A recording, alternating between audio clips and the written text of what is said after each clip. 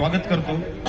आणि पहिल्यांदाच मला असं वाटतं मी आल्यानंतर ही दुसरी स्पर्धा आहे, तर पहिल्यांदाच हे असं पद्धतीचं पथसंचलन आपल्याला बघायला मिळालेलं आहे। त्यामुळे मला खूप अभिमान वाटत आहे की दरवर्षीपेक्षा यावेळेस आपल्या स्पर्धा ज्या आहेत त्याचा स्तर उंचावलेला आहे।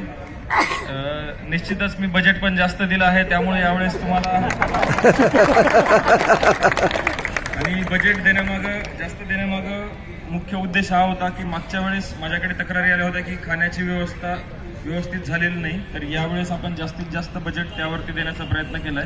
त्यामुळे कुठल्याच अधिकारी कर्मचारी यांना खेळाडूंना खेळताना पाणी आणि खाण्याची काहीच कमी पडणार नाही याची दक्षता आपल्या जिल्हा परिषद घेणार आहे।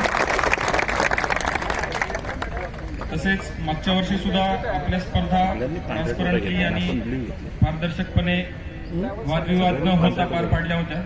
यावर्षी सुद्धा आपण निर्णय अंतिम म्हणून क्रीडा प्रकारामध्ये तसेच सांस्कृतिक मध्ये निर्णय अंतिम मानून खेळ भावनेने आणि स्पोर्ट्समॅनशिप दाखवून या स्पर्धांचा आनंद घ्यावा। या स्पर्धा जिंकण्यासाठी किंवा कॉम्पिटिशन एकमेकांमध्ये करवण्यासाठी नाही, या स्पर्धा आहेत की आपल्याला वर्षभरातून जे आपलं दगदगीचं जीवन असतं किंवा आपल्याला स्वतःसाठी वेळ देता येत नाही, टीम स्पिरिटसाठी वेळ देता येत नाही, तर या स्पर्धा यासाठी आहेत की आपल्याला 3 दिवस थोडासा आपल्या रेग्युलर कामातून मोकळीक मिळावी आणि आपण सर्वांनी टीम म्हणून काम करावं, टीम म्हणून खेळावं, जेणेकरून या स्पर्धा संपल्यानंतर आपल्याकडे या स्पर्धेच्या आठवणी राहतील, त्या आठवणी चांगल्याच राहिल्या पाहिजे। त्यामुळे या स्पर्धा तुम्ही सर्वांनी एन्जॉय करा। मी जास्त वेळ घेत नाही।